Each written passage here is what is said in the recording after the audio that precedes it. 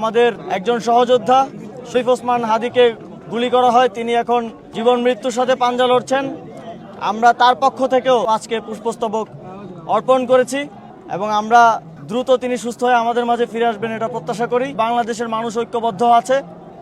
এই ঐক্যের মাধ্যমেই আমরা মনে করি বাংলাদেশের মুক্তি সম্ভব এবং সামনের দিনে এ ধরনের কোনো ফ্যাসিবাদী শক্তি আমাদেরকে কোনো ধরনের ভয় দেখাতে পারবে না। যেভাবে কোনো ধরনের প্রশিক্ষণ, কোনো ধরনের নিরাপত্তা ছাড়া ঝাঁপিয়ে পড়েছিল দেশকে স্বাধীন করার জন্য, দেশের জন্য শত সহস্র আত্মত্যাগের ইতিহাস আমরা পড়েছি।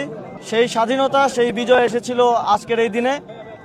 আজকের এই দিনটিকে সম্মান প্রদর্শনের জন্য এবং স্মরণ করার জন্য আমরা আজকে ঢাকা 10 আসনের জনগণের পক্ষ থেকে পুষ্পস্তবক অর্পণ করেছি এবং একই সাথে আপনারা জানেন যে কিছুদিন আগে আমাদের একজন সহযোদ্ধা শরীফ ওসমান হাদিকে গুলি করা হয়। তিনি এখন জীবন মৃত্যুর সাথে পাঞ্জা লড়ছেন। আমরা তার পক্ষ থেকেও আজকে পুষ্পস্তবক অর্পণ করেছি এবং আমরা দ্রুত তিনি সুস্থ হয়ে আমাদের মাঝে ফিরে আসবেন এটা প্রত্যাশা করি এবং আমরা এটাও প্রত্যাশা করি আগামীতে কোনো বিজয় দিবস আমাদেরকে এরকম সহযোদ্ধার কষ্ট নিয়ে পালন করতে হবে না। পরাজিত শক্তি বাংলাদেশকে অস্থিতিশীল করার জন্য, দেশের ভিতরে প্যানিক ছড়ানোর জন্য এবং যেই ফ্যাসিবাদ বিরোধী আন্দোলনের যত রাজনৈতিক দল আছে তাদের মধ্যে বিভাজন তৈরি করার জন্য এই ধরনের গুপ্ত হত্যা চালাচ্ছে এবং আরও অনেককে গুপ্ত হত্যার হুমকি দিচ্ছে। আমরা জানি এ ধরনের গুপ্ত হত্যা কারা করে।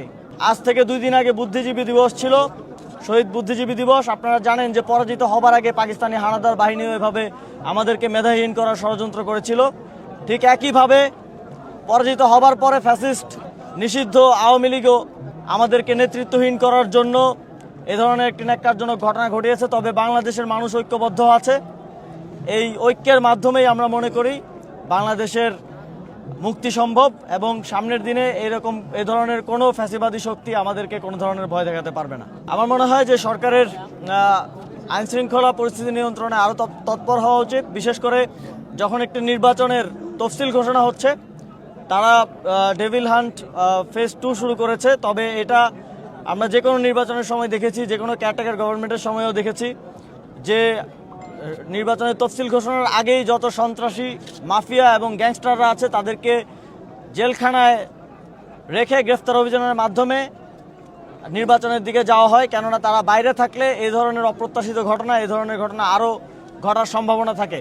এক্ষেত্রে আমাদের সরকারের প্রতি আহ্বান থাকবে যে ডেভিল হান্ট ফেজ 2 তারা শুরু করেছেন, তারা যেসব সন্ত্রাসীদের ক্রিমিনাল রেকর্ড আছে তাদের রেকর্ড দেখে এবং যারা চিহ্নিত মাফিয়া এবং গ্যাংস্টার আছে তাদেরকে জেলের ভিতরে ভরে তারপরে নির্বাচনের দিকে যাক, তাহলে একটি সুষ্ঠু নির্বাচন সম্ভব। ধন্যবাদ সকলকে।